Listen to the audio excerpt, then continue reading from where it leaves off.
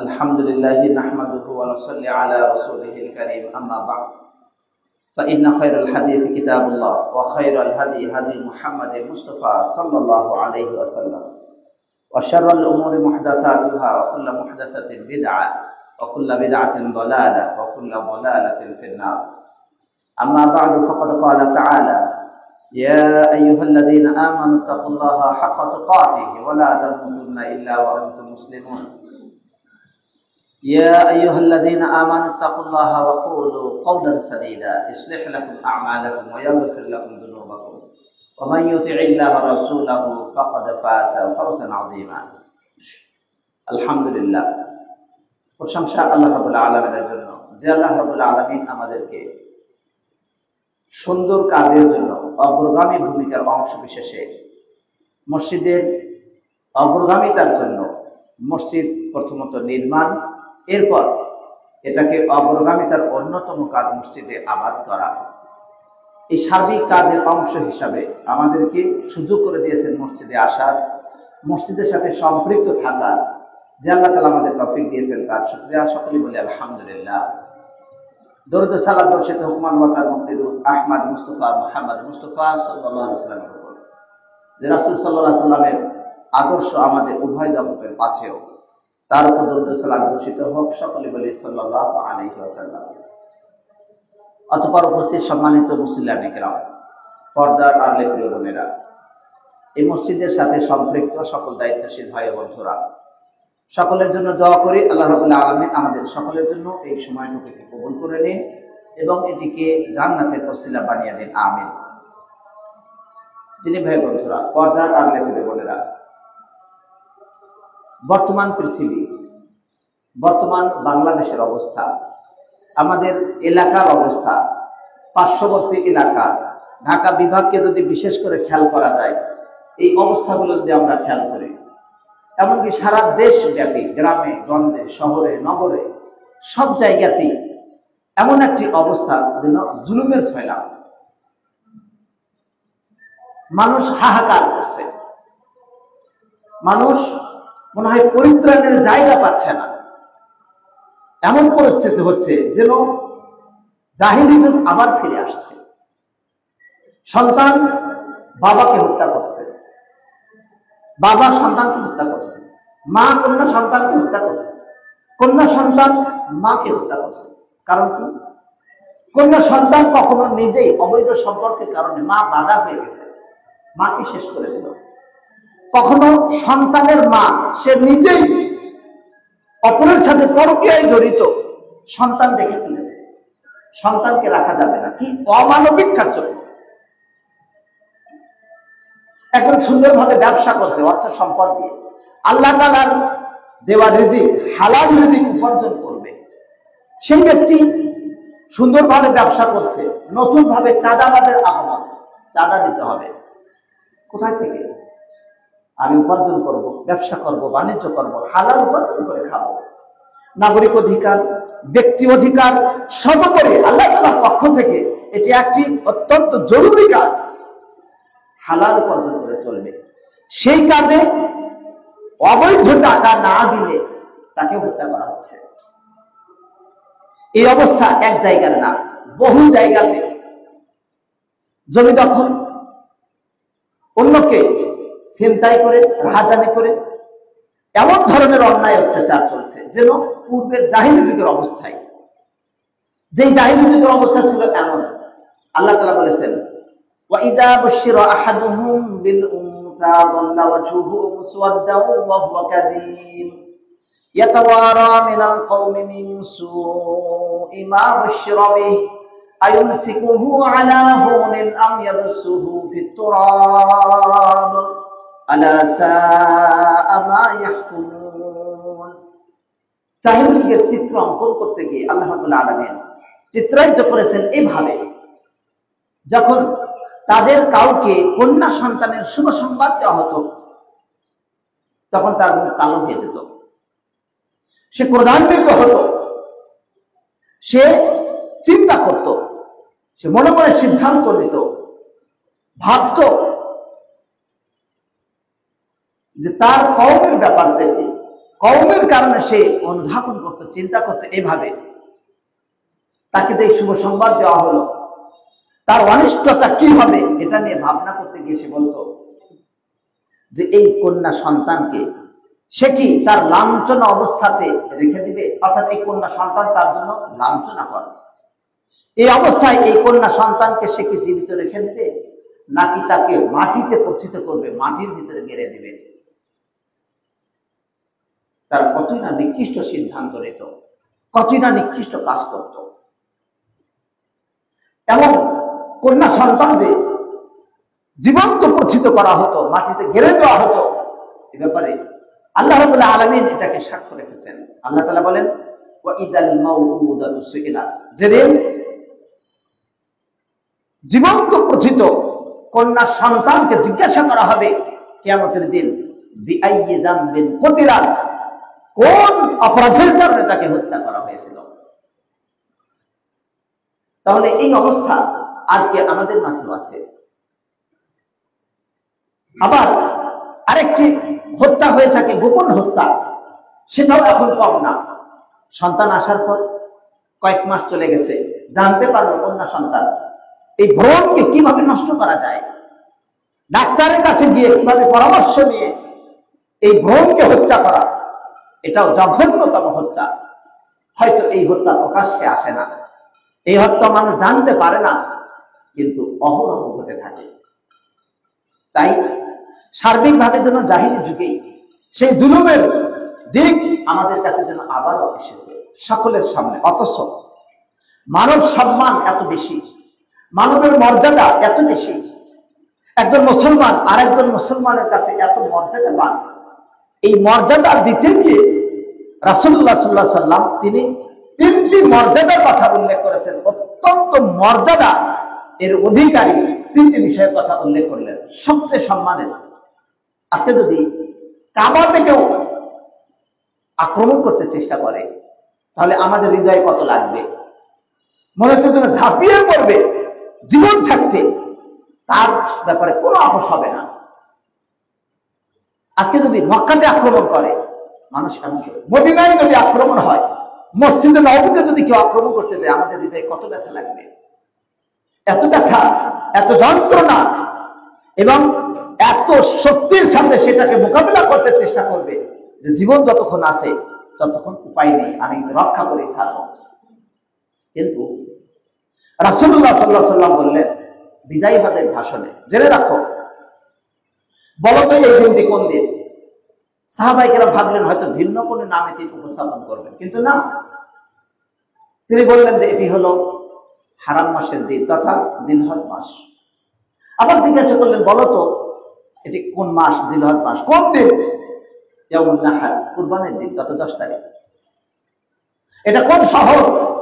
সাহাবাইকেরা ভাবলেন আমাদেরকে জিজ্ঞাসা করছেন কোন শহর, আমরা তো জানি যে এটা মক্কা শহর, তারপরে কেন জিজ্ঞাসা করলেন?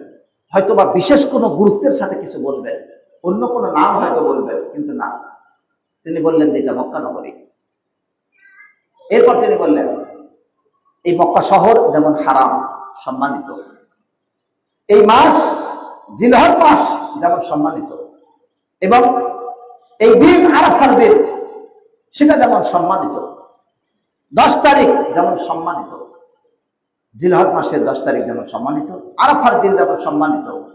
এই তিনটি সম্মানের কথা বলার পর রাসূলুল্লাহ সাল্লাল্লাহু আলাইহি ওয়াসাল্লাম বললেন জেনে রাখো ইন্না আমওয়ালাকুম ওয়া আমওয়ালাকুম ওয়া আ'রাদাকুম ওয়া দিমাআকুম, নিশ্চয় তোমাদের দিমাআকুম, তোমাদের রক্ত, তোমাদের সম্পদ সম্পত্তি, এবং তোমাদের মাল সম্পদ এবং তোমাদের সম্মান মর্যাদা তোমাদের উপরে হারাম, কাহুরমাতি ইয়াউমিকুম হাদা, এই দিনের মতো হারাম, কাশাহরিকুম হাদা, এই মাসের মতো হারাম, কাবালাদিকুম হাদা, তোমাদের এই শহরের মতো হারাম। সুবহানাল্লাহ।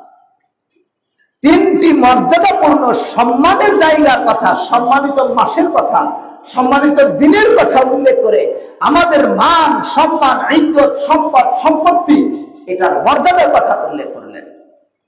আর আজকে আমরা মুসলিম, আমাদের মুসলমানের মাঝে কয়জনের কাছে এটা মনে হয় যে আমার মুসলমান ভাইয়ের সম্মান মক্কা নগরীর মতো এত সম্মানিত,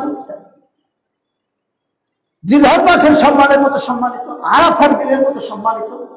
আমরা তো তা খেয়াল করি না।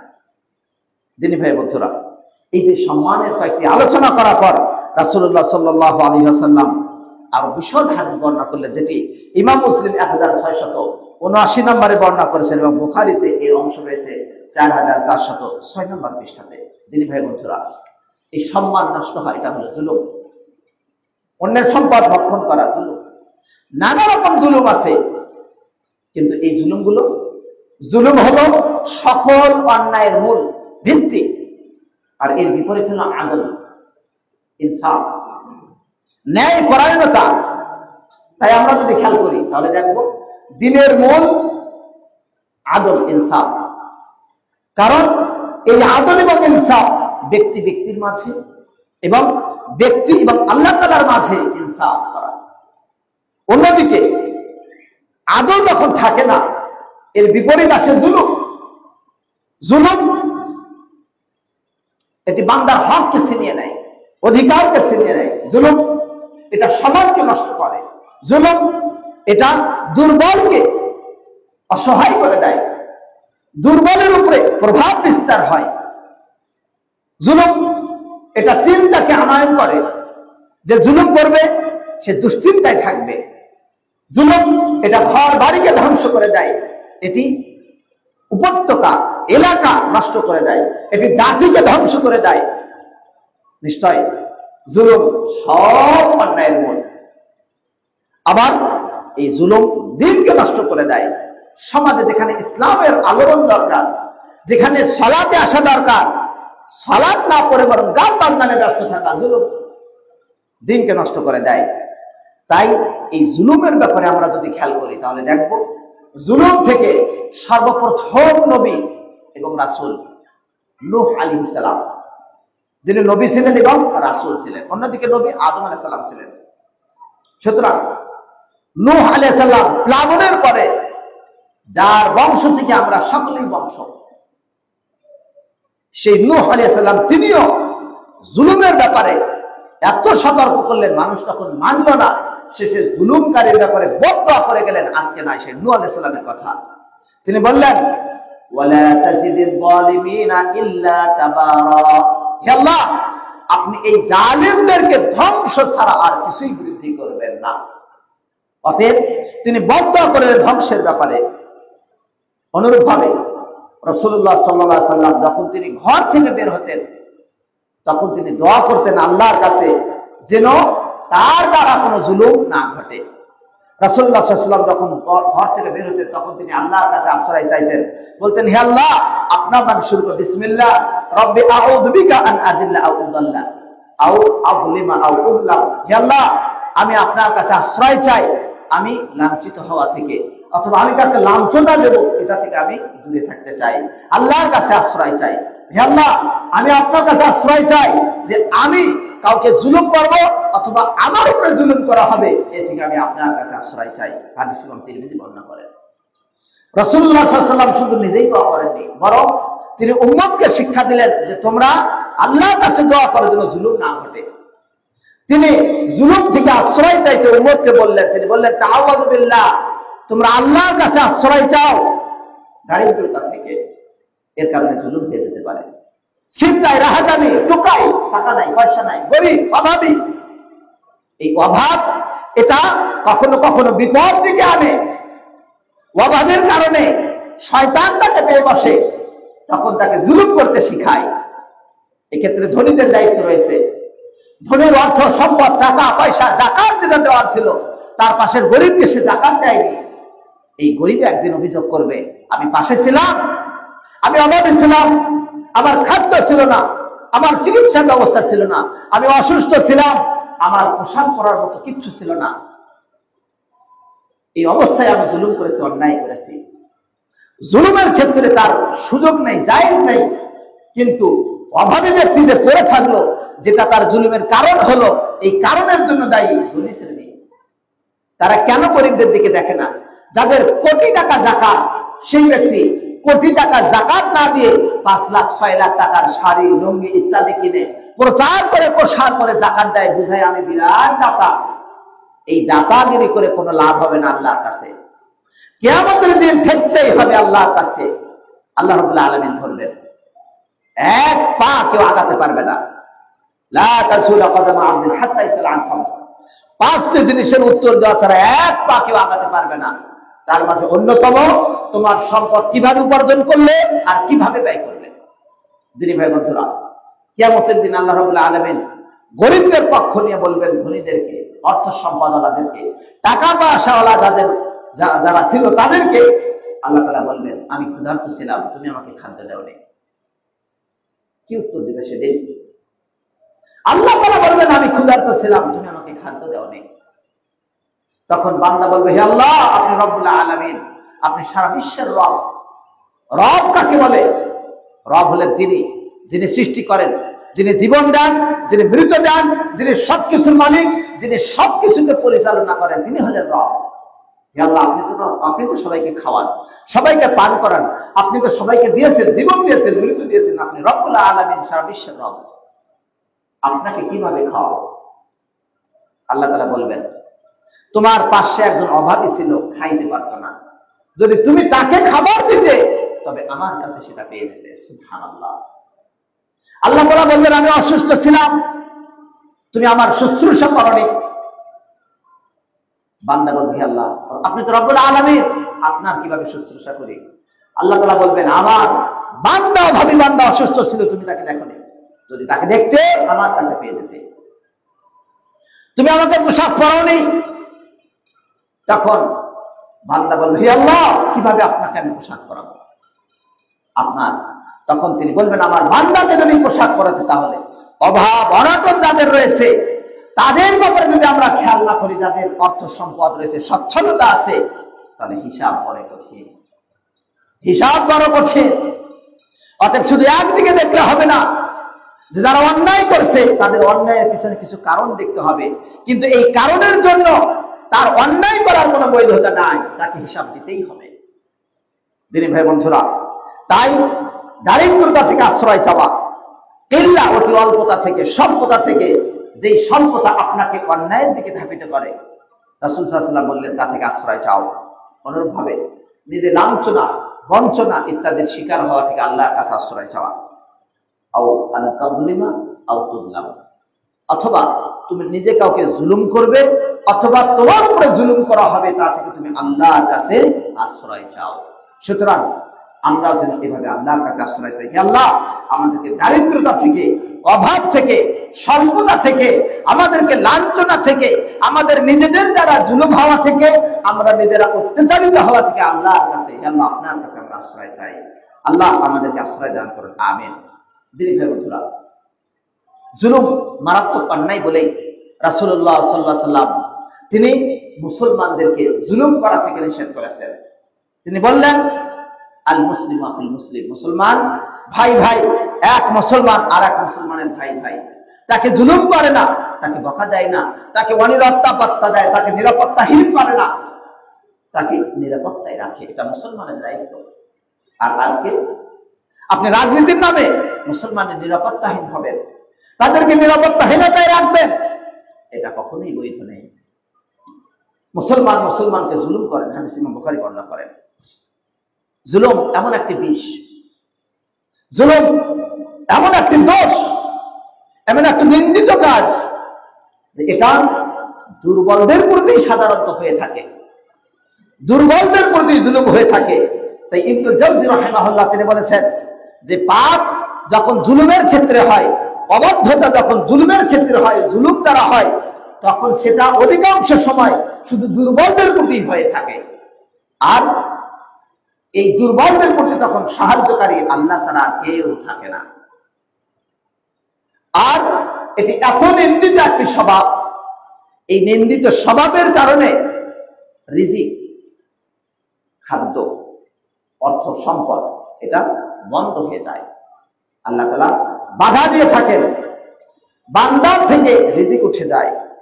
রাসূলুল্লাহ সাল্লাল্লাহু আলাইহি ওয়াসাল্লাম এ ব্যাপারে সতর্ক করেছেন। স্বয়ং আল্লাহ রাব্বুল আলামিন জানিয়ে দিয়েছেন যে জুলুমের কারণে কিভাবে হালাল খাবার বন্ধ হয়ে যায়। আল্লাহ তাআলা বলেন, ফাবিদুলমিন মিনাল্লাযীনা হাদু হাররামনা আলাইহিম তাইয়্যিবাতিন উহিল্লাত লাহুম ওয়া বিসাদদিহিম আন সাবিলিল্লাহি কাসীরা।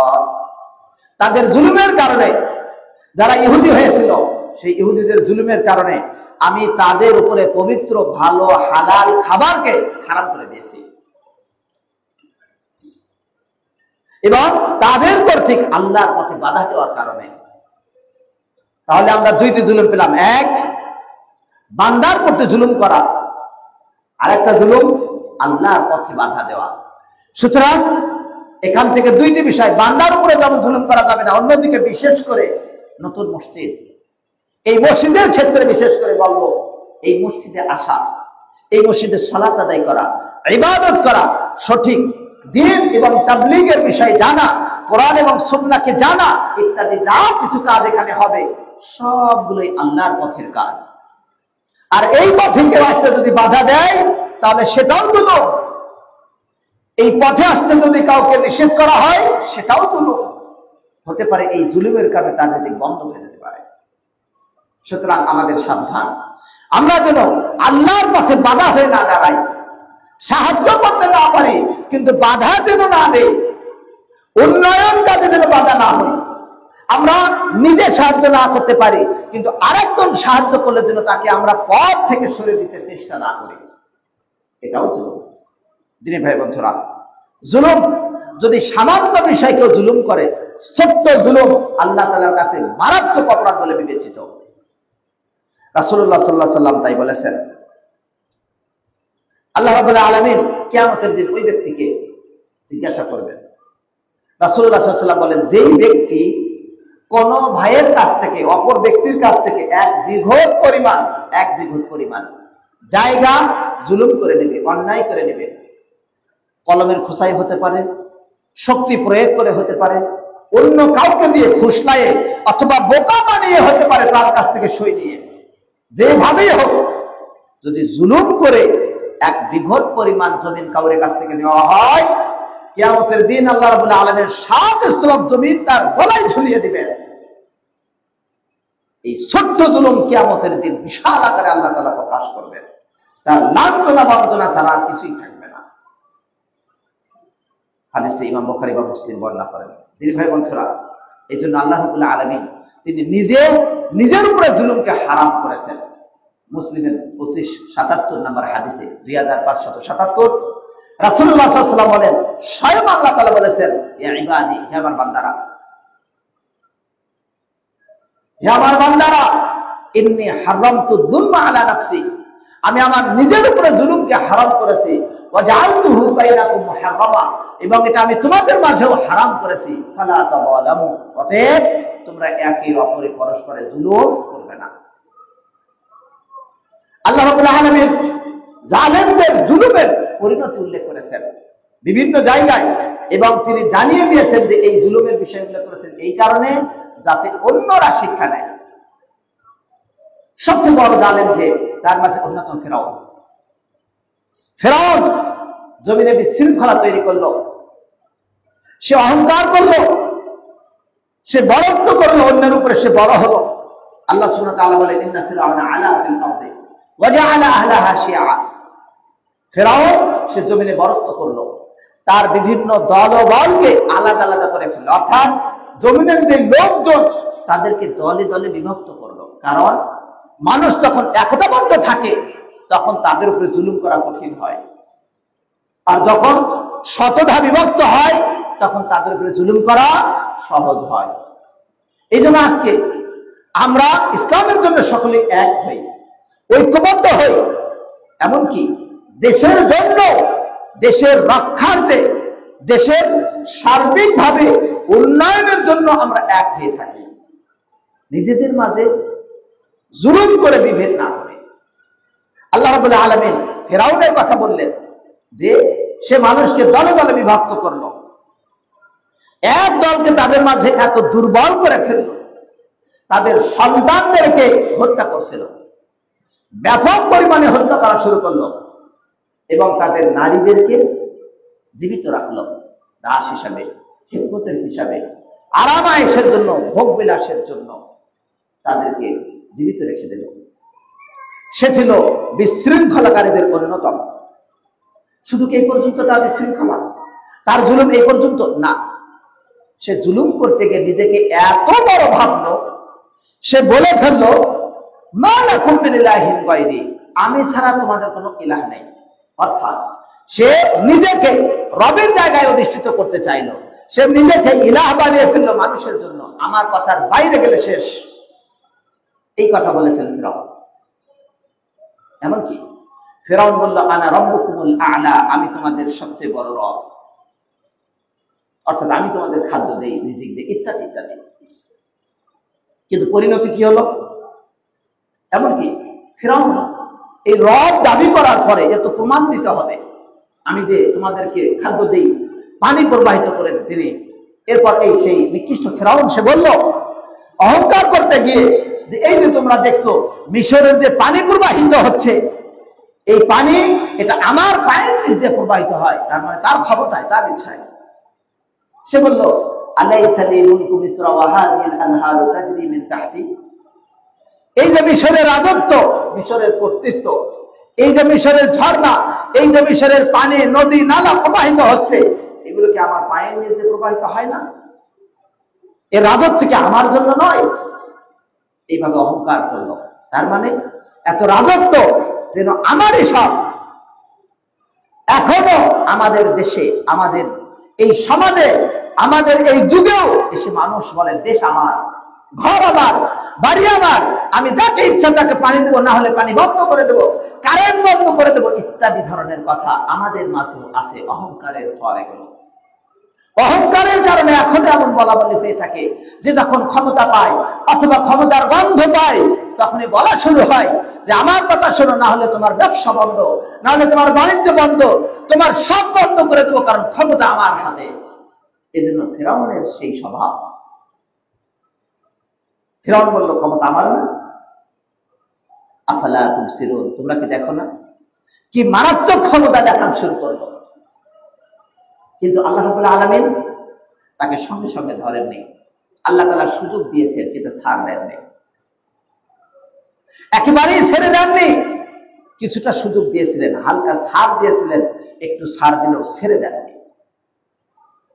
আল্লাহ রাব্বুল আলামিন তাকে অবকাশ দিলেন এবং পরিশেষে তাকে পানিতেই ডুবিয়ে মারলেন। আল্লাহু আকবার। সে অহংকার করেছিল এই পানি আমার নির্দেশে প্রবাহিত হয়, আমার পায়ের নিচ দিয়ে প্রবাহিত হয়। আল্লাহ তাআলা বললেন ফাআখাযনাহু ওয়া জুনুদাহু ফানাবাদনাহুম ফিল ইয়াম ফানজুর কাইফা কানা আকিবাতুয যালিমিন। অতঃপর আমি তাকে এবং তার সেনাবাহিনীকে, সকল সৈন্যকে আমি পানির ভিতরে ডুবিয়ে দিলাম। আপনি লক্ষ্য করুন জালেমদের পরিণতি কেমন, কেমন ছিল জালেমদের পরিণতি আপনি দেখুন। তাহলে আপনি যদি ভালোভাবে খেয়াল করেন, ফিরআউন সে পানি নিয়ে গর্ব করেছিল যে এই পানি আমার অধীনে চলে, এই জন্য আল্লাহ রাব্বুল আলামিন ফিরআউনকে ওই পানির ভিতরেই ডুবিয়ে দিয়েছেন। এবার দেখো পানি কি তোমার নিচ দিয়ে চলে নাকি পানি তোমার মাথার উপরে উঠে আসে। অতএব যেই কাজের দ্বারা জুলুম করে রব্বুল আলামিন তার বিপরীত জিনিস দ্বারাই যেন শাস্তি দেন, যেমন কর্ম তেমন ফল। আমরা এরপর যদি ফিরআউনের অবস্থাটা খেয়াল করি, আল্লাহ তাআলা বললেন ফাল্যাউমা নুনাজ্জিকা বিবাদানিকা লিতাকুনা লিমান খালফাকা আয়া, আজকে আমি তোমার বডিকে, তোমার শরীরকে আমি রেখে দেব যেন পরবর্তীদের জন্য তুমি নিদর্শন হও। আল্লাহ রাব্বুল আলামিন তার বডিটা, তার শরীরটাকে রেখে দিলেন। এখানে কয়েকটি জিনিস আমাদের জানার আছে। এক নম্বর বিষয়, বর্তমান যে ফিরআউনের লাশ, এটা কি ওই ফিরআউনের নাকি নয়? উত্তর, ওই ফেরাউনের লাশ এর কোনো দলিল নেই, আমার জানা নেই। এখন আমরা একটু আগেই জানলাম তোমার বডিকে আমি রেখে দেবো পরবর্তীদের জন্য। এই আয়াতকে কেন্দ্র করে অনেকে বলে থাকেন যে এটা কিয়ামত পর্যন্ত, কিন্তু এখানে কিয়ামত পর্যন্তের কোনো বিষয় নয়। মুহাম্মদ বিন সালেহ আল উসাইমিন রাহিমাহুল্লাহ তিনি বলছেন যে এর দ্বারা এটা উদ্দেশ্য নয় যে কিয়ামত পর্যন্ত সেই শরীরটা থাকবে, বরং তার পরবর্তীদের জন্য নিদর্শন। সে মারা গেল, তারপরে তারা যাকে দেখবে, দেখে দেখে তারা শিক্ষা নেবে। অতএব এর দ্বারা কিয়ামত পর্যন্ত নয়। সুতরাং বর্তমানে রাসূলুল্লাহ সাল্লাল্লাহু আলাইহি ওয়াসাল্লাম দ্বারা এমন কোন আমরা হাদিসে পাই না যে তিনি বলেছেন যাও মিশরে গিয়ে দেখো ফেরাউনের লাশ, নেই। সাহাবায়ে কেরাম তারা যে বলেছেন যে ফেরাউনের লাশ সেই ফেরাউন না, আসলে ওই ফেরাউন এবং এই বর্তমানের মাঝে কত টাইম চলে গেছে, তখন কি এইভাবে মমর মাধ্যমে বা ইত্যাদির মাধ্যমে তারা কি এই ব্যবস্থা করে রাখার কোনো দলিল আছে? সুতরাং ওই ফেরাউন এই ফেরাউন এটা বলার কোনো দৃঢ় প্রমাণ নেই। ফেরাউন মূলত একটা তাদের উপাধি, মিশরের যারা বাদশা ছিল তাদের ফেরাউন বলতো, রমেশ। এটা একটি বিষয়। দ্বিতীয় নম্বর বিষয়, আল্লাহ রাব্বুল আলামিন ফেরাউনকে কেন রাখলেন? তাকে নিদর্শন করে রাখার প্রয়োজনটা কেন? এর হিকমত কি? আল্লাহ তাআলা তো পানিতে ডুবিয়ে শেষও করে দিতে পারতেন। আরো কত জালেম আছে দুনিয়াতে এসেছে চলে গেছে, আল্লাহ তাআলা ধ্বংস করে দিয়েছেন। কাউকে বাতাসে উড়িয়ে দিয়েছেন, কাউকে পাথর দিয়ে শেষ করে দিয়েছেন, কোন কোন জায়গায় জমিনকে উল্টিয়ে শেষ করে দিয়েছেন। কিন্তু ফেরাউনকে আল্লাহ তাআলা রেখে দিলেন কেন? কারণ এর হিকমত সম্পর্কে উলামায়ে কেরাম আলোচনা করেছেন। ফেরাউনের সময় এই ফেরাউন এত বেশি নির্যাতন চালু করেছিল, সে নিজেকে যখন রব বলল তখন তার মৃত্যু আর কোথায়? সে নিজেই তো রব। এই বিশ্বাস যখন মানুষের মাঝে ঢুকানো হলো ফেরাউন কর্তৃক, তখন ফেরাউন মারা গেলেও মানুষের বিশ্বাস করা কঠিন ছিল যে ফেরাউন মারা গেছে কি না। এই জন্য আল্লাহ রাব্বুল আলামিন তাকে হত্যা করার পর, আল্লাহ রাব্বুল আলামিন তাকে পানিতে ডুবিয়ে দেওয়ার পর তার লাশটা রেখে দিলেন, যেন মানুষ চোখ দিয়ে দেখে বুঝতে পারে যে হ্যাঁ ফেরাউন মারা গেছে, কোনো ভুল নাই। যেই ফেরাউনকে তারা এতদিন দেখেছে ওই ফেরাউন এখন মারা গেছে এবং তার কোনো কর্তৃত্ব নেই। এত শক্তিধর ফেরাউনের যেখানে মৃত্যু আছে এবং মানুষ দেখে যেন শিক্ষা পায় ফেরাউন মারা যায়নি, এই চিন্তা যেন তাদের মাঝে না থাকে। এই জন্য আল্লাহ তাআলা তার লাশ তখন রেখে দিয়েছিলেন।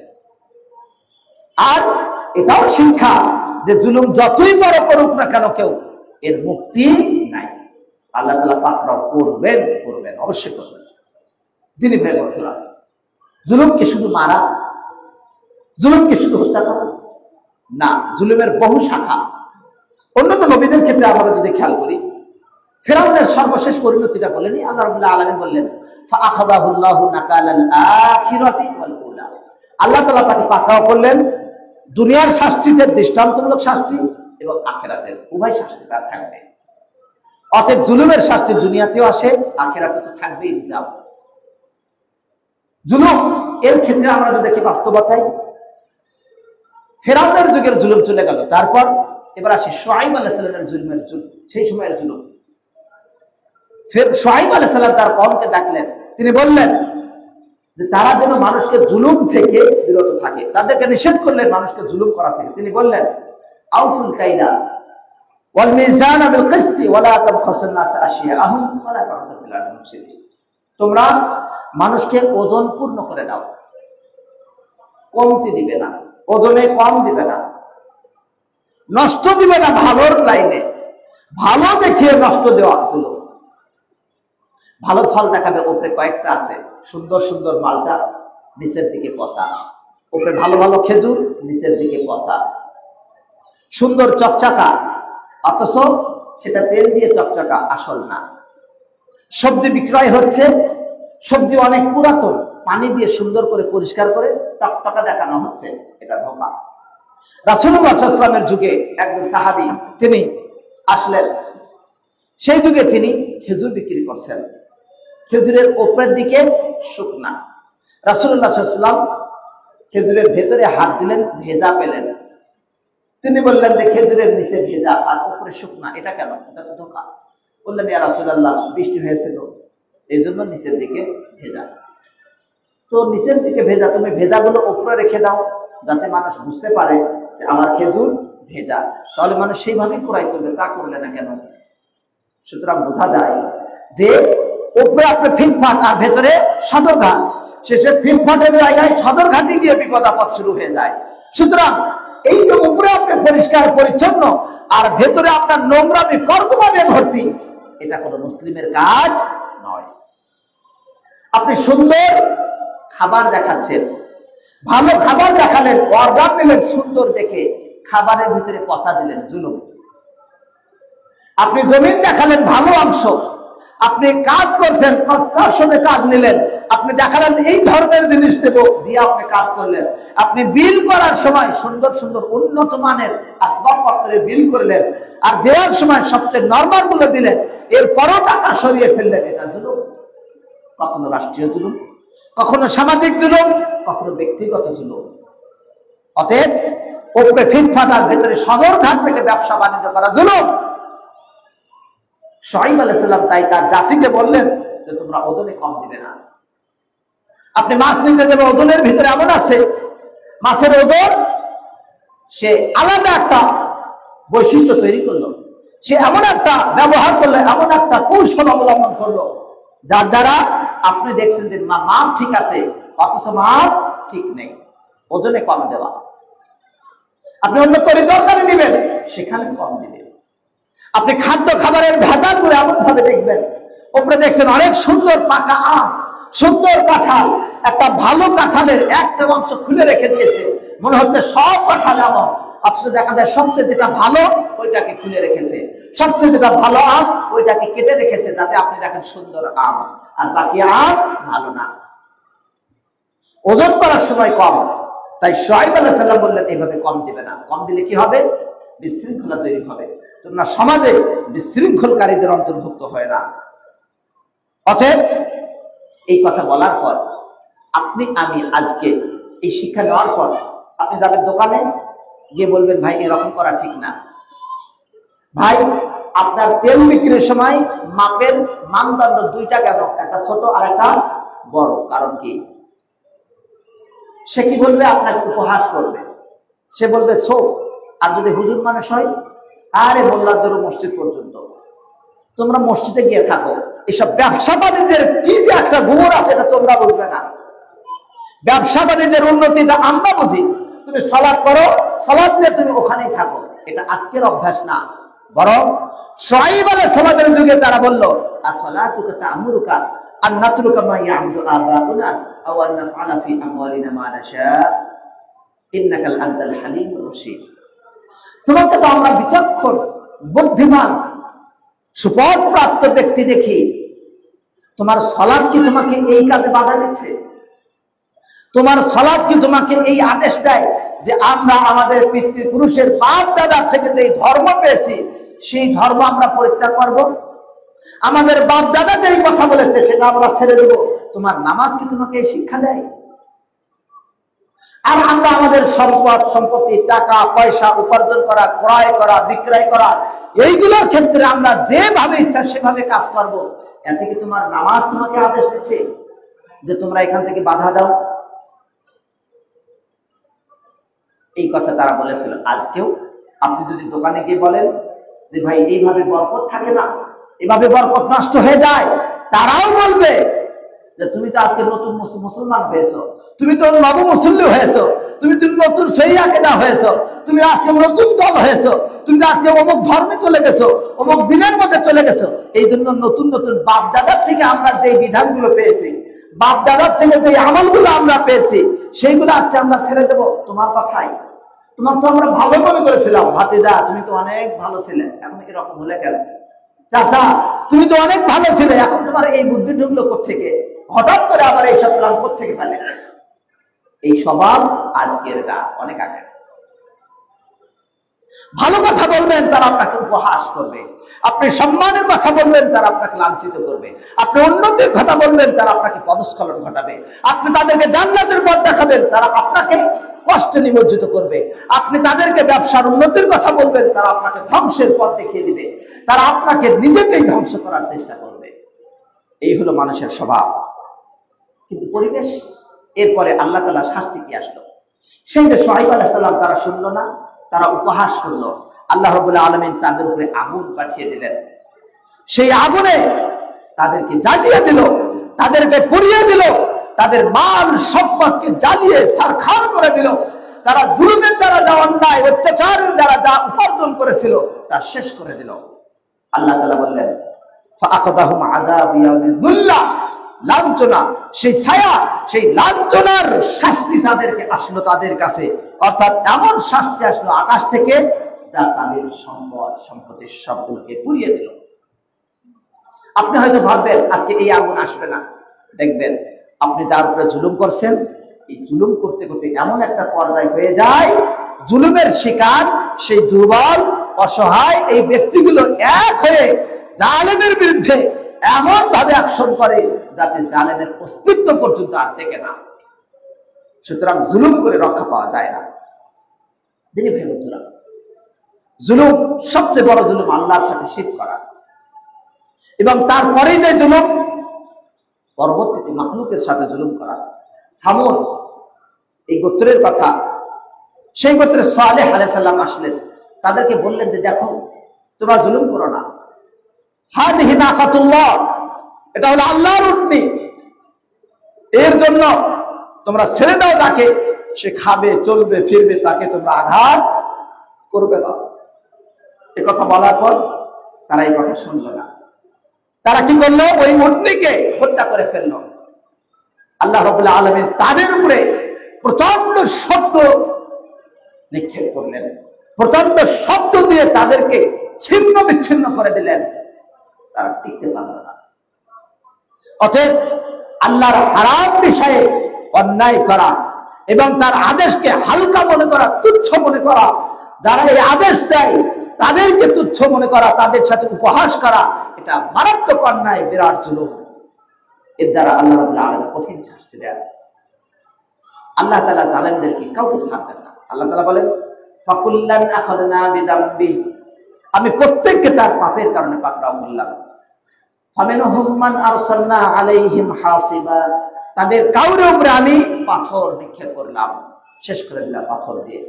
কাউরে কাছে আমি পাকড়াও করলাম বিকট শব্দ দ্বারা, কাউকে আমি জমিনের ভিতরে ধসে দিলাম, আবার কাউকে আমি ডুবিয়ে দিলাম পানির মাঝে।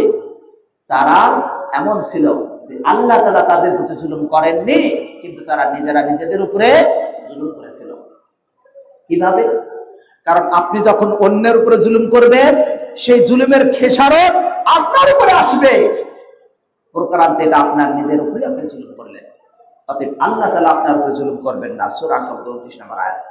তিনি ভাই বন্ধুরা, আমরা অনেক সময় হতাশ হয়ে যাই, অনেক সময় ভাবি সে জুলুম করছে, কই শাস্তি তো আসে না, এত জুলুম করে কই পাকড়াও তো হয় না। কিন্তু মনে রাখবেন আল্লাহ তাআলা কখনোই জুলুমকে ছাড় দেন না। তিনি নিজের উপরে জুলুম হারাম করেছেন, বান্দার উপরে হারাম করেছেন, কিন্তু আল্লাহ তাআলা আমাদেরকে সান্ত্বনা দিয়েছেন। আল্লাহ তাআলা রাসূলুল্লাহ সাল্লাল্লাহু আলাইহি ওয়াসাল্লামকে সান্ত্বনা দিয়েছেন। তিনি বললেন ফালা তা'জাল আলাইহিম, আপনি তাদের জন্য ত্বরান্বিত করবেন না, তাড়াহুড়া করবেন না। ইন্নামা না'উদ্দু লাহুম আদ্দা, আমি শুধু তাদের জন্য কয়েকটা দিন গণনা করছি, মাত্র কিছুদিন সময় দিচ্ছি, তারপরে আসবে বিকট শব্দ, তারপরে আসবে বিশাল শাস্তি, মারাত্মক শাস্তি, ভয়ঙ্কর শাস্তি। জুলুম, যে ব্যক্তি জুলুম করবে তার সম্মান, ইজ্জত, তার সুনাম সুখ্যাতি থাকবে না, নষ্ট হয়ে যাবে। তার পরিণতিতে তাকে কেউ ভালোভাবে তাকে স্মরণ করবে না। আল্লাহ রাব্বুল আলামিন বলেন ওয়ারাব্বুকা ওয়া আকিবাতু ওয়ারাব্বুকা লাহুল মিরসাদ, আল্লাহ রাব্বুল আলামিন তাদের ব্যাপারে বলেছেন আল্লাহু লা ইউহিব্বুল যালিমিন, আল্লাহ জালিমদের ভালোবাসেন না। অতএব আল্লাহ তাকে ভালোবাসবেন না, সে মানুষের কাছে প্রকৃতপক্ষে ভালোবাসা পেতে পারে না। অন্যদিকে ইন্না শানিয়াকা হুয়াল আবতার, রাসূলুল্লাহ সাল্লাল্লাহু আলাইহি ওয়াসাল্লামকে যারা জুলুম করতেছিল তাদের শত্রু, রাসূলুল্লাহ সাল্লাল্লাহু আলাইহি ওয়াসাল্লামকে যারা জুলুম করেছিল সেই শত্রুরা তথা রাসূলুল্লাহ সাল্লাল্লাহু আলাইহি ওয়াসাল্লামের শত্রু যারা, তারাই হলো নির্বংশ, তাদের প্রশংসা থাকবে না। অথচ রাসূলুল্লাহ সাল্লাল্লাহু আলাইহি ওয়াসাল্লামের প্রশংসা থাকবে, তার সুনাম থাকবে। দিনী ভাই বন্ধুরা, জুলুম যারা করবে আল্লাহ রাব্বুল আলামিন তাদের উদাহরণ দিয়েছেন কয়েকটি। ফেরাউনের উদাহরণ চলে গেল। জুলুম করলে তার জন্য আল্লাহ তাআলা দুনিয়াতে শাস্তি দেন, আখিরাতে তো শাস্তি রিজার্ভ থাকবেই। এই জুলুমের আরো একটি উদাহরণ দেয়, যে এই জুলুমগুলোর কারণে আল্লাহ তাআলা দুনিয়াতে শাস্তি দেন, তার মাঝে অন্যতম একটি হলো অন্যের উপর অন্যায় অত্যাচার করা। আর যেটা আমাদের কাছে জুলুম মনেই হয় না, সেটা হলো আত্মীয়তার সম্পর্ক ছিন্ন করা। আত্মীয়তার সম্পর্ক ছিন্ন করা মারাত্মক জুলুম। এই জুলুমের শাস্তি দুনিয়াতেই হয়ে যায়। এই জুলুমের শাস্তি আল্লাহ তাআলা দুনিয়াতে দিয়ে থাকেন, আখিরাতে তো রিজার্ভ থাকবে। আপনার বাবা মা আত্মীয় স্বজন যারা আছে তাদের খেয়াল না রাখা, তাদের সাথে যোগাযোগ না রাখা, তাদের বিপদে আপদে কাছে না যাওয়া, এই সবগুলোই আত্মীয়তার সম্পর্ক ছিন্ন করার অন্তর্ভুক্ত। অতএব মনে রাখতে হবে, আত্মীয় সম্পর্ক যত আছে সবচেয়ে বড় পিতামাতা। কেউ যদি সেই পিতামাতাকে আঘাত করে, সেই সন্তান রক্ষা পেতে পারে না। কেউ যদি তার আপনজনকে আঘাত করে, তাহলে এই আঘাতের কারণে, আত্মীয়তার সম্পর্ক ছিন্ন করার কারণে সে দুনিয়াতেও বঞ্চিত, আখিরাতেও লাঞ্ছিত।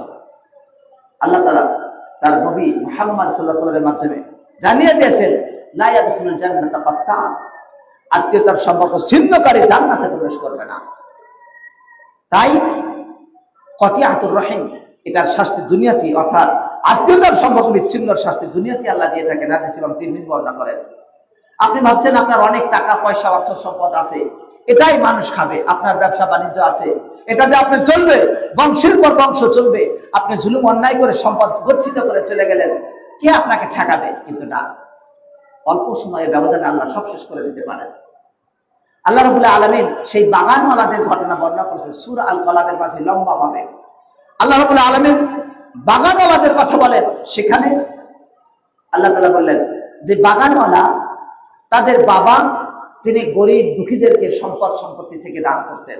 যখন বাগানের ফল পাতেন তখন গরিবদেরকে দিতেন, অসহায়দেরকে দিতেন। তারা বাগানে গেলে তাদেরকে ফসল ফলাদি দিয়ে সান্ত্বনা দিতেন। তার ছেলেরা বেশি চালাক। বাগানওয়ালা যখন মারা গেল, তখন তার ছেলেরা তখন চিন্তা করলো যে আমার বাবা সে গরিবদেরকে দিয়ে সম্পদ কমিয়ে দিয়েছে, আমরা যদি না দেই আমাদের সম্পদ আরো বাড়বে। মনে রাখবেন, যাকাতের মাল এটি গরিবের হক, এটি গরিবের সম্পদ, আপনার সম্পদ নয়। অফি আমওয়ালিহিম হাক্কুন লিসসাইল ওয়াল মাহরুম, তাদের সম্পদের মাঝে গরিব দুঃখীর হক রয়েছে, বঞ্চিত ব্যক্তির, সায়েলদের জন্য হক রয়েছে। আপনি যদি ভাবেন সব টাকা আপনার, আপনি করুণা করে গরিবকে যাকাত দিবেন না, ওই টাকা গরিবের, কিন্তু ওই টাকা আল্লাহ আপনার কাছে রেখেছেন যে আপনি তাকে দেন কিনা পরীক্ষা করার জন্য। অতএব তার চালাক ছেলে, ওই বাগানওয়ালাদের চালাক ছেলেরা, তারা কি চিন্তা করলো? তারা বলল ফাসবাহাত কাসসারিম ফাতানাদাউ মুসবিহিন আনিকদু আলা হারসিকুম ইন কুনতুম সারিমিন। তারা বলল যে সকালে সকালে চলো, আল্লাহ ইয়াদখুলান্নাহা লিয়াউমা আলাইকুম মিসকিন, সকালে সকালে চলো, গিয়ে আমরা বাগানের ফসল কেটে নিয়ে চলে আসবো, যাতে করে কোনো মিসকিন বাগানে প্রবেশ করতে না পারে, তাহলে আর দিতে হবে না। মারাত্মক চালাক। চালাকি আল্লাহর সাথে চলবে না, কোনো লাভ হবে না। আল্লাহকে আপনি ফাঁকি দিতে পারবেন? আল্লাহ আল্লাহ তাআলা তাদের উপহাসের জবাব দিবেন যারা আল্লাহর সাথে উপহাস করে। দিদি ভাই বন্ধুরা, গরিব তাকে ফাঁকি দেওয়ার বুদ্ধি করে যখন সন্তানরা সকালবেলা যাবে সেই বাগান থেকে ফসল কাটতে, আল্লাহ রাব্বুল আলামিন রাতেই সেটা ধ্বংস করে দিলেন। ফাতাফা আলাইহা তাইফুম মির রাব্বিকা ওয়া হুম নাইমুন, তারা ঘুমন্ত অবস্থায় বিপদ চলে গেল। রাত্রিবেলায় তাদের ওই বাগানের উপর দিয়ে ঝঞ্ঝা বায়ু, বিশাল বাতাস, এগুলো এসে সম্পূর্ণ বাগানকে ধ্বংস করে দিল। তখন তারা ঘুমন্ত, ঘুমের অবস্থায় শেষ। সকালবেলা চলে গেল, যাওয়ার পর দেখলো কি ব্যাপার, তাদের বাগান দেখে তারা নিজেরাই দিশাহারা। তারা ভাবলো আমরা হয়তো ভুল করে অন্য জায়গায় এসেছি। আর একজন বললো না, বাল নাহনু মাহরুমুন, বরং আমরা বঞ্চিত। তাদের মধ্যবর্তী শ্রেষ্ঠ যে সেই ব্যক্তি বলল আলা মাকুল্লাকুম লাউলা তুসাব্বিহুন, তোমাদের বলিনি? কেন তোমরা আল্লাহর তাসবিহ পাঠ করছো না? আল্লাহর কাছে চাও, আল্লাহর কাছে ক্ষমা চাও। উপায় নাই, বাগান শেষ। আপনি ভাববেন আমার তো বাগান না, বাগানে তো বৃষ্টি এসে নষ্ট হয়ে যায়, আমার তো সম্পত্তি একেবারে গচ্ছিত ব্যাংকের মাঝে, সেখান থেকে কে নেবে? বহু টাকা পয়সা আপনি ব্যাংকে রেখেছে, নেওয়ার কোনো জায়গা নাই। রব্বুল আলামিন তিনি যদি 1 মিনিটের একটা ভূমিকম্প দেন 10 ডিগ্রি, আপনার ব্যাংকের জায়গা কোথায় চলে যাবে কোনো খবর থাকবে না, শেষ। আপনি টাকা পয়সা সবকিছু জমা করে বিদেশ চলে যাবেন, যাওয়ার সময় আল্লাহর হুকুমে বিমান বিধ্বংস হয়ে যেতে পারে, আপনি শেষ। আল্লাহর রাজত্ব থেকে পালানোর কোনো জায়গা নেই। ইয়া মাশারাল জিন্নি ওয়াল ইনস ইন ইসতাতাতুম আন তানফুযু মিন আকতারিস সামাওয়াতি ওয়াল আরদি ফানফুযু লা তানফুযুনা ইল্লা বিসুলতান। হে মানব এবং জিন, তোমরা যদি সক্ষম হও আল্লাহর রাজত্ব থেকে পালিয়ে যেতে, সরিয়ে যেতে, তবে পালাও, সরিয়ে যাও। কোথাও পালাতে পারবে না, কোথাও যেতে পারবে না, আল্লাহর রাজত্বেই থাকতে হবে। ফাবিআইয়ি আলাই রাব্বিকুমা তুকাযযিবান। অতএব আল্লাহর কোন কোন নিয়ামতকে তোমরা অস্বীকার করো? দিনী ভাই বন্ধুরা, আল্লাহর হাজারো নিয়ামত পাওয়ার পর আপনি আল্লাহর পথে দান করা ভুলে যাবেন। আপনি মসজিদ মাদ্রাসায় দিতে কার্পণ্য করবেন, আপনি মসজিদ মাদ্রাসায় দিলে ভাববেন যে আপনার কমে গেল, এটা আপনার মনের সংকীর্ণতা। রাসূলুল্লাহ সাল্লাল্লাহু আলাইহি ওয়াসাল্লাম বলেছেন, মা নাকা সাদাকাতু মিন মাল, সাদাকা করা মাল থেকে কোনো কমায় না, বরং বৃদ্ধি করে। একটা দিলে 100, 1000, আল্লাহ তাআলা তাকে আরো বাড়িয়ে দেবেন। অতএব মাল নিয়ে পালানোর কোনো জায়গা নেই, মাল নিয়ে গচ্ছিত করে রেখে দিবেন, কেউ ক্ষতি করতে পারবে না। আল্লাহর কাছ থেকে আপনার এই জুলুম কখনো ধ্বংস হবে না, তা ভাবার কোনো সুযোগ নেই। সুতরাং আমাদের উচিত কি? আমাদের উচিত হলো জুলুমকে পরিত্যাগ করা। আল্লাহ রাব্বুল আলামিন এই সকল উদাহরণ দিয়ে সেটাই বুঝিয়েছেন। জালেমদের শাস্তি এ তো দুনিয়ার ব্যাপার, আখিরাতে জালেমদের শাস্তি ছোট হোক বড় হোক, জুলুম জুলুম। আর জুলম যুলমাতু ইয়াউমাল কিয়ামা, এক জুলুম আখিরাতে 100 রকমের জুলুমের অবস্থা হবে, অতি ভয়াবহ, অতি অন্ধকার হয়ে আসবে কিয়ামতের দিন। উদাহরণ, আপনি হয়তো ভাবছেন যে আমি কাউরে টাকা নেই না, কাউরে পয়সা আমি জুলুম করে নেই না, কাউরে আমি জমি দখল করিনি, অন্য এই ধরনের আমি জুলুম কোনোটাই করিনি। আপনার জন্য ভিন্ন জুলুম। আপনি খেয়াল করেন না আপনি কিভাবে জুলুম করেন। জুলুম এই বিষয়ে কিয়ামতের দিন একজন ব্যক্তি আসবেন, রাসূলুল্লাহ সাল্লাল্লাহু আলাইহি ওয়াসাল্লাম বললেন, আতাদরুনা মানিল মুফলিস, তোমরা কি জানো নিঃস্বকে, অসহায়কে? সাহাবায়ে কেরাম চিন্তা করলেন, অসহায় কে? নিঃস্বকে? তারা বললেন, ইয়া রাসূলুল্লাহ, আমরা তো জানি নিঃস্ব যেই ব্যক্তির সম্পদ নাই, টাকা নাই, পয়সা নেই, সেই তো নিঃস্ব।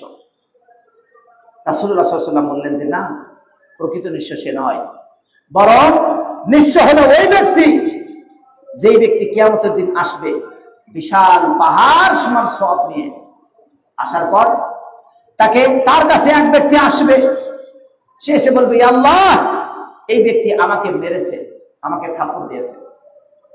তখন যেই ব্যক্তি এই থাপ্পড় পাওয়ার কারণে মাজলুম হয়েছিল, ওই ব্যক্তিকে আল্লাহ তাআলা এই জালেম ব্যক্তির সওয়াব থেকে দিয়ে দিবেন। আরেকজন বলবে আমার জমিন নিয়েছে, তাকেও তার সওয়াব থেকে দিয়ে দিবেন। আরেকজন বলবে আমাকে বকা দিয়েছে, আমাকে তিরস্কার করেছে, আমাকে উপহাস করেছে, আমাকে তুচ্ছ তাচ্ছিল্য করেছে, আমার মান সম্মান ইজ্জত নষ্ট করেছে। আল্লাহ তাআলা এর বিনিময়ে সেদিন কোনো টাকা পয়সা থাকবে না, আল্লাহ তাআলা সওয়াব দিয়ে দিবেন। এইভাবে এক একজন এক একটা সমস্যা নিয়ে আসবে, জুলুমগুলো উল্লেখ করবে, আল্লাহ তাআলা ওই জালেম ব্যক্তির সওয়াব থেকে মাজলুম ব্যক্তিকে দিবেন, পরিশেষে তার সম্পূর্ণ সওয়াব শেষ হয়ে যাবে। এরপর আরো মাজলুম ব্যক্তি আসবে, তখন মাজলুম ব্যক্তির পাপকে এই জালেমের উপরে দিয়ে দেওয়া হবে, পরিশেষে এই জালেম ব্যক্তিকে জাহান্নামে দিয়ে দেওয়া হবে। এই হলো সবচেয়ে বড় দৃশ্য। আমরা কি ভাবতে পারি যে আমি কি কাউকে গালি দেইনি, কাউকে কি বকা দেই না, কাউকে কি তুচ্ছ করি না, কাউকে কি উপহাস করি না, কাউকে আমি গীবত করি না, পরচর্চা পরনিন্দা আমি কি করি না? মা বোনদের মাঝে বিশেষ করে পরচর্চা পরনিন্দা আরো বেশি। কেউ যদি সুন্দরী হয় আর একজনকে কালো, ওর দিকে তো তাকানোই যায় না, ওকে বিয়ে করলো কেন, ইত্যাদি। নানা রকমের কথা। এই বউ আজকে এসে আমাদের সংসার, আমার ছেলেকে নিয়ে আমার এত স্বপ্ন ছিল, ইত্যাদি ইত্যাদি, আর সে এই মেয়ের সাথে তার বিয়ে হবে ভাবতেই পারেনি, ইত্যাদি কত রকমের কথা। আপনি কাউকে সম্মানিত করবেন, এটা আপনার জন্য ভালো বিষয়, কিন্তু আপনি অসম্মানিত করবেন, কাউকে তুচ্ছ করবেন, কাউরে আপনি বকা দিবেন, অথবা কাউরে চেহারা নিয়ে, অবয়ব নিয়ে আপনি কথা বলবেন, এই অধিকার আল্লাহ তাআলা দেন নেই। এটা জুলুম, সম্মানের ক্ষেত্রে জুলুম। তাই রাসূলুল্লাহ সাল্লাল্লাহু আলাইহি ওয়াসাল্লাম বলেছেন, তোমাদের সম্মান এই দিনের মতো সম্মান, এই মাসের মতো সম্মান, এই জায়গার মতো সম্মান, এই হারামের মতো সম্মান, আমরা সেটা যেন খেয়াল করি। মালিদ যালিমিন মিন আনসার, জালেমদের কোনো সাহায্যকারী থাকবে না কিয়ামতের দিন।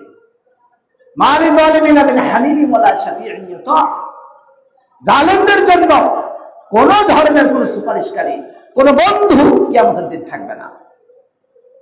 অতএব সবচেয়ে বড় জুলুম আল্লাহর সাথে শিরক করা। প্রশ্ন হতে পারে, আমাদের অনেক বিষয়, আমাদের হয়তো সময় শেষ হয়ে যাচ্ছে, আমরা হয়তো একটা উদাহরণ দেব। আল্লাহ তাআলার সাথে শিরক করা সবচেয়ে বড় জুলুম, এটা স্বাভাবিকভাবে আমরা সবাই জানি, কিন্তু বাস্তবতাটা কিভাবে এত বড় জুলুম হয় আমরা কি খেয়াল করেছি কখনো? এবার একটা উদাহরণ খেয়াল করি, বিশেষ করে যারা বিবাহিত তারা ভালো বুঝতে পারবেন, আর যারা অবিবাহিত আছেন, যুবক ভাইয়েরা কিছু আছেন, আল্লাহ তাআলা তাদের বিবাহের ব্যবস্থা করে দিন, আমিন। পরবর্তীতে কথা যে যারা বিবাহ করেছেন তার স্ত্রীকে নিয়ে আপনি একটু ভাবুন তো, আপনার স্ত্রীর উপরে আপনি কতটুকু অবদান রাখেন? হয়তো একটু কসমেটিক্স, কাপড় চোপড় ইত্যাদি ইত্যাদি, এই তো এতটুকু আপনার অবদান। সেই স্ত্রী যদি আপনার যা হক, আপনার যা অধিকার, স্বামীর সাথে যে আচরণ করা দরকার, স্বামীর সাথে যেমন কোমল আচরণ, কোমল ব্যবহার, কোমল কথা মান্য করা, তার চাহিদা পূরণের সর্বোত্তম চেষ্টা করা ইত্যাদি, তার যা ইচ্ছা সেই বিষয়গুলো খেয়াল করে চলা, আপনার স্ত্রী যদি আপনার সামনে আপনার সাথে যে কথা বলার দরকার সেই কথাটা যদি আপনার সামনে পরপুরুষের সাথে বলে, আপনার সাথে যে আচরণ করার, যেমন লেনদেন করা দরকার, সেই লেনদেনটা যদি আপনার সামনে পরপুরুষের সাথে করে, আপনার কেমন লাগবে? যেটা আপনার হক অন্যকে দিয়ে দিচ্ছে আপনার চোখের সামনে, আপনি কি সহ্য করতে পারবেন?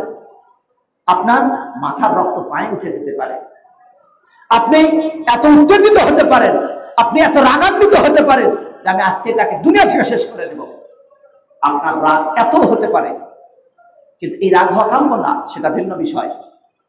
তাহলে এমন রাগ হবে, অথবা আপনি ভাববেন আমার এই স্ত্রীকে আজকেই ঘর থেকে বের করে দেব, আজকে আমি তাকে শেষ করে দেব, আমার সম্পর্ক নষ্ট করে দেবে, এর সাথে কোনো সম্পর্ক হতে পারে না। আপনি কতটুকু অবদান রেখেছেন তার পিছনে? এই তো সামান্য একটু মূল্য। সে ছোটকাল থেকে বড় হয়েছে, বিবাহের উপযুক্ত হওয়া পর্যন্ত আপনার তো কোনো অবদান নেই।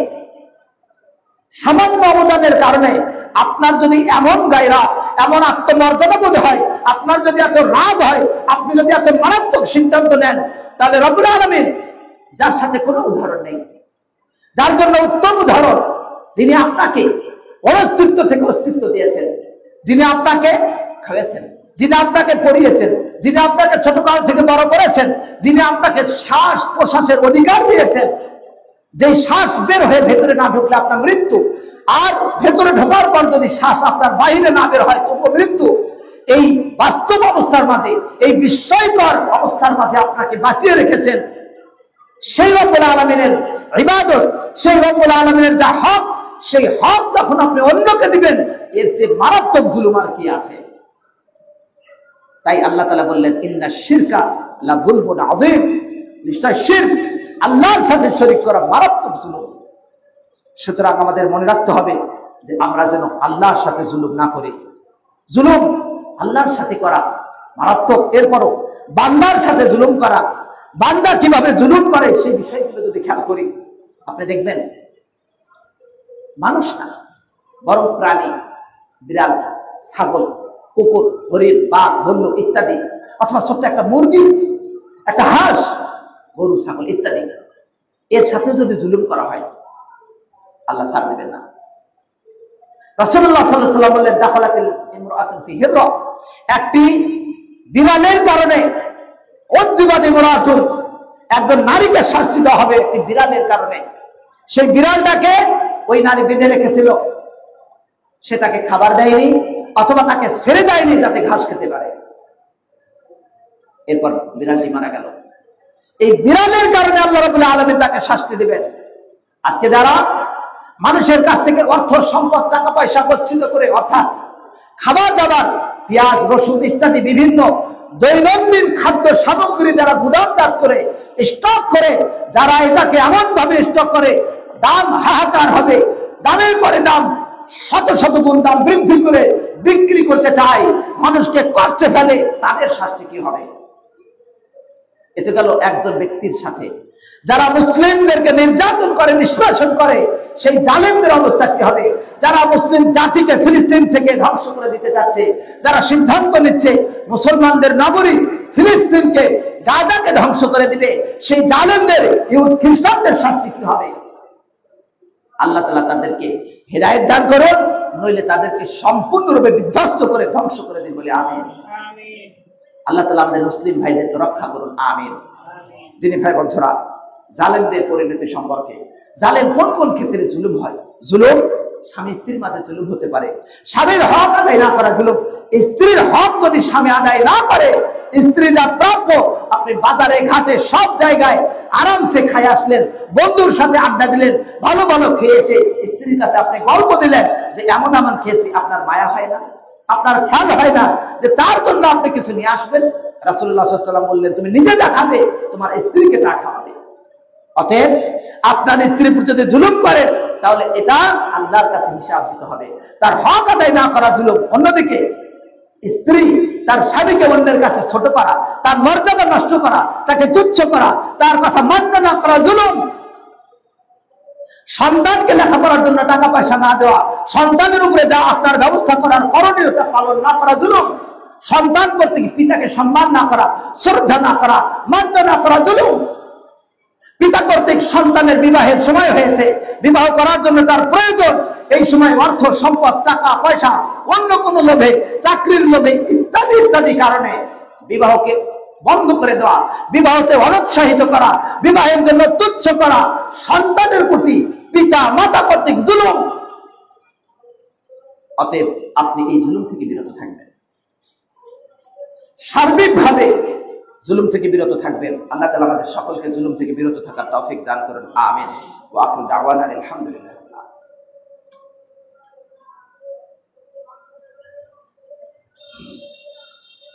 আলহামদুলিল্লাহ, আলহামদুলিল্লাহ কাফা ওয়া সালামান আলা ইবাদিহিল্লাযিনা ইসতাফা, আম্মা বা'দ। দিনী ভাই বন্ধুরা, জুলুম আমরা জানলাম, কিন্তু যে ব্যক্তি মাজলুম তার জন্য কি উপায়? আল্লাহ তাআলা জুলুম দেখেন, মাজলুমকে কিছু সুযোগ দিয়েছেন। সে জালেমের সাথে পারছে না বটে, কিন্তু আল্লাহর সাহায্যে সে হবে সাহায্য প্রাপ্ত। রাসূলুল্লাহ সাল্লাল্লাহু আলাইহি ওয়াসাল্লাম বলেছেন, তিনজন ব্যক্তির দোয়া আল্লাহ কবুল করেন। এক, মাজলুম ব্যক্তি যদি দোয়া করে আল্লাহ সরাসরি কবুল করেন, কোনো বাধা নেই, এর মাঝে কোনো ফাঁক নেই। দুই, মুসাফির ব্যক্তি যদি দোয়া করে কবুল হয়। তিন, পিতামাতা যদি সন্তানের বিরুদ্ধে বদদোয়া করে লেগে যায়, কোনো কথা নেই। হাদিস ইমাম আবু দাউদ বর্ণনা করেছেন। তাই মাজলুম ব্যক্তি যখন বদদোয়া করে, আল্লাহর আদল, আল্লাহর ইনসাফ, আল্লাহর ন্যায় পরায়ণতার দাবি হয় যে সেই ঘটনাকে বাস্তবায়ন করে দেওয়া। রাসূলুল্লাহ সাল্লাল্লাহু আলাইহি ওয়াসাল্লাম বলেছেন, হে মুআয, মাজলুমের বদদোয়া থেকে বিরত থাকো, কারণ এটা কবুল করা হয়। মাজলুম ব্যক্তির দোয়া যে কবুল হয় অনেক উদাহরণ রয়েছে। একটি বাস্তব উদাহরণ খেয়াল করি।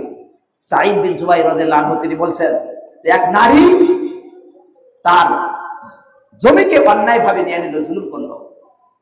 সাঈদ বিন জুবাইর রাদিয়াল্লাহু আনহু বললেন, হে আল্লাহ, হে আল্লাহ, যদি এই নারী ভিক্ষুক হয়ে থাকে তাহলে আপনি তার চোখকে অন্ধ করে দিন, তার চোখ অন্ধ করে দিন, এবং এই নারীকে এই জমির ভিতরে হত্যা করে দিন, তাকে শেষ করে দিন, মৃত্যু দিয়ে দিন। অতঃপর দেখা গেল ওই নারীর চোখ অন্ধ হয়ে গেল। আল্লাহু আকবার।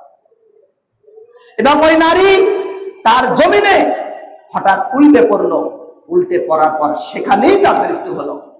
হাদিস ইমাম মুসলিম বর্ণনা করেন। সাদ বিন আবি হুবাদা বললেন, যখন তার নামে বদদোয়া করা হলো, আবু সাদ নামক ব্যক্তি, সে তখন বলল, হে আল্লাহ, তিনটা অভিযোগ করলো যে সঠিকভাবে মাল বন্টন করে না, অর্থাৎ গনিমতের মাল, সে যুদ্ধে যায় না এবং সে সঠিকভাবে ইনসাফ বিচার করে না। সাদ বিন আবি ওয়াক্কাস বললেন, যদি সে মিথ্যা বলে থাকে তাহলে তার বয়সকে বাড়িয়ে দিন হে আল্লাহ, এবং তাকে অতি দরিদ্র করুন হে আল্লাহ। সে যদি মিথ্যা বলে থাকে তবে তাকে নারীর ফিতনায় ফেলুন। দোয়া কবুল হয়ে গেল। আবু সাদা নামক ব্যক্তি শেষে এমন হয়ে গেল, বয়সের ভারে তার চোখের ভুরু নিচে চলে আসলো, চোখতে ভালো করে দেখতে পারেন, এত বয়স হলো এবং এত দরিদ্র, মানুষের কাছে হাত পাতা শুরু করলো। এবং এর পরেও এই বৃদ্ধ দরিদ্র অসহায় অবস্থায় নারীকে উত্তেজনা করে। তাকে বলা হলো, আবু সাদা তোমার এই অবস্থা কেন? সে বলে, হে আল্লাহ। সে তখন মানুষকে বলে দিল, আল্লাহর কাছে সাদ বিন আবি ওয়াক্কাস বদদুয়া করেছিল, আমাকে সাদ বিন আবি ওয়াক্কাসের বদদুয়া লেগেছে। সাদ বিন আবি ওয়াক্কাসের বদদুয়া লাগার কারণে অবস্থা। সে তখন স্বীকার করল। অতএব যারা চাঁদাবাজি করবে, যারা রাহাজানি করবে, অন্যের মাল সম্পদ দখল করবে, যারা অন্যকে হত্যা করছে, ভালো সংবাদ প্রচারের কারণে যদি তাকে হত্যা করা হয়, এর চেয়ে নির্মম ইতিহাস আর কি থাকতে পারে? আসুন আমরা জুলুম ছেড়ে দেই। আল্লাহ তাআলা আমাদেরকে সঠিকভাবে দ্বীনের উপরে থাকা তৌফিক দান করুন। আমিন। রব্বানা আতিনা ফিদ দুনিয়া হাসানাহ ওয়া ফিল আখিরাতি হাসানাহ ওয়া কিনা আযাবান নার। হে আল্লাহ,